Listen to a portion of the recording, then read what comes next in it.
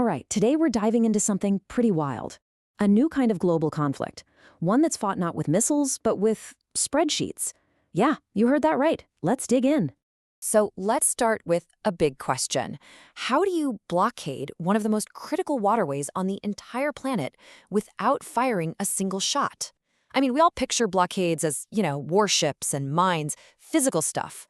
But what if the deadliest weapon for choking off global trade is something you can't even see? Okay, to really get why this matters, you need to understand the stakes. And they are huge. We're talking about 20 million barrels of oil. That's how much flows through the Strait of Hormuz every single day. That's basically a fifth of all the oil the world uses daily. And it's not just about oil either. A full 1/5 of the world's liquefied natural gas, or LNG, squeezes through that exact same narrow passage. I mean, it's no exaggeration to say the entire global economy relies on ships getting through this choke point safely. And this is where it gets really interesting. This is the core idea. The real weapon here? It might not be a warship at all. It might just be a spreadsheet. Seriously. The power to shut down these shipping lanes could come down to things like insurance policies, financial sanctions, and boring old risk models. So that brings us to the main event here, what we're calling the spreadsheet siege.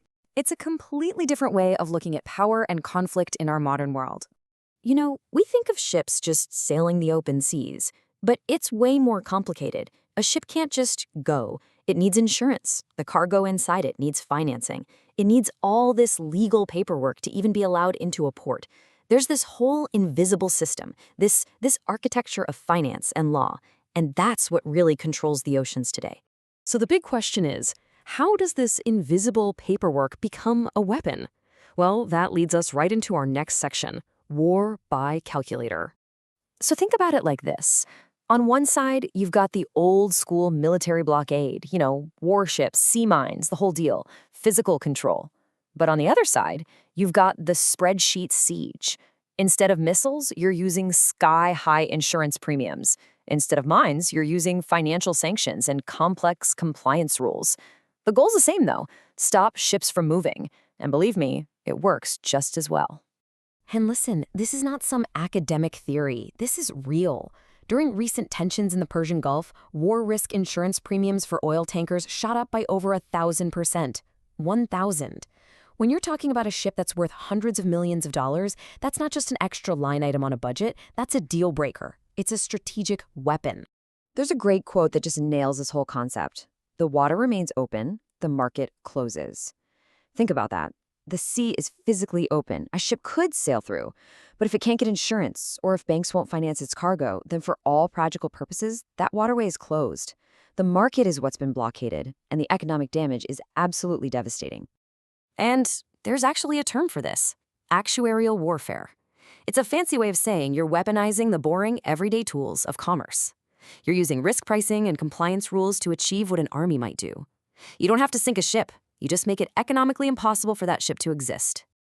Okay, so if this is the new battleground, who's on the front lines? Who's the most vulnerable? Well, the answer might surprise you. It leads us straight to Asia. Just look at the numbers. A massive 84% of all the oil and gas flowing through the Strait of Hormuz is destined for Asian markets. So yeah, the physical choke point is in the Middle East, but the economic shockwave, that hits Asia hard. What this means is that a handful of people in an insurance office, say, in London, can make a decision to jack up premiums, and suddenly, you've got an inflation crisis in Islamabad. You've got a supply chain nightmare in Shanghai. You've got a massive budget problem in New Delhi. It connects the dots in a really powerful way. To make this even more real, let's zoom in and look at a specific case study. Let's talk about Pakistan's very high-stakes geographic gambit. Yeah, the numbers here are pretty brutal. Pakistan is incredibly exposed to this. If there's a severe shock in the Strait of Hormuz, we're talking about inflation potentially spiking over 12%. The annual cost to their economy? Over $4.6 billion. This isn't just an abstract number, it's a direct threat to the country's economic survival. But, and this is a big but, there's a twist. As vulnerable as Pakistan is, its geography also hands it a really unique strategic advantage. A kind of get-out-of-jail-free card. And that card is the port of Gwadar. Now, its strategic genius is actually pretty simple. It's right there, close to the Gulf, but, and this is the key, it's outside the Strait of Hormuz. It's a bypass. It's a way to build an alternate route and create resilience if the main choke point gets shut down. Which brings us to our final section. Because look, it's one thing to point out the problem. The real challenge is figuring out what to do about it. How do you fight back? How do you start writing new rules for this entirely new game? Well, for a country like Pakistan, the playbook has to be pretty robust. You can't just wait for a crisis to happen. You have to plan for it. That means really developing Gwadar, not just as a port, but as a real commercial alternative. And critically, it means building up your financial defenses and working closely with other countries in the region who are facing the exact same threat. Because let's be real, this is bigger than just Pakistan. It's an issue for all of Asia. And since they're the ones most at risk, it makes sense for them to band together, right? To create their own safety nets. We're talking about things like regional insurance pools, joint strategies for storing fuel, and even shared digital platforms to make trade smoother and more resilient. And all of this points to a completely new type of geopolitical power. It's not about who has the most aircraft carriers anymore. It's about something we could call ledger power. It's the influence you get from controlling the financial ledgers, the insurance policies, the legal frameworks that are the hidden foundation of all global trade. So I'll leave you with this final thought. For centuries, wars were fought over who controlled the land. The next generation of conflicts, they're going to be fought over who controls the systems, the ledgers, the very rules that allow goods and money to move around the planet. The real battle is about who gets to write those rules.